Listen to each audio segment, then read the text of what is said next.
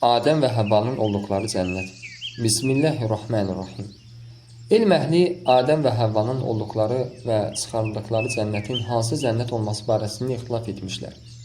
Cümhur alimlərə görə həmin cənnət səmada olan, Allahın vəd verdiyi kimsələr üçün xəlq edilmiş, əbədi olan cənnətdir. Lakin elm əhlindən digərlərinə görə isə həmin cənnətin səmadakı bizə məlum olan cənnət deyil, yer üzərində Adəm və Həvva üçün hazırlanmış cənnətdir. Çünki səmadakı əbədi olan cənnətə daxil olan oradan heç vaxt çıxmayacaq, əbədi olaraq orada qalacaqlar. Adəm və Həvva isə olduqları cənnətdən çıxarılmışlar. Lakin doğru olan görüşə görə Adəm və Həvvanın olduqları cənnət səmadakı əbədi olan cənnətdir və onlar məhz o cənnətdən çıxarılmışlar.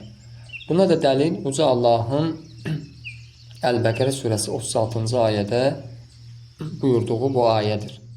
Əuzu billahi minəşşeytanirracim. Fəəzəlləhumə-şeytanu anhə fəəxrəcəhumə mimmə kənə fih və qullə hbitu bə'dukum li bə'din adu və ləkum fil-ardu mustaqarru və məta'un ilə hin.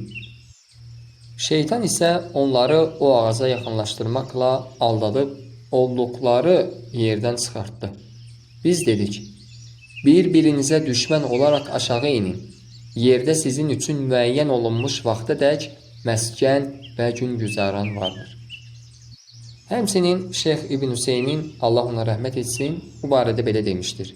Daha doğru olan odur ki, Uca Allahın Adəmi və onun zövcəsini yerləşdirdiyi cənnət müttəqilər üçün vəd edilmiş, yəni səmadakı cənnətdir. Və eyni sözü Şeyxülislam İbn Teymiyyə öz Məcmul Fətavasında da demişdir. Və doğrusunu Allah bilir. Və sallallahu aleyhi nəbiyyinə Muhammed.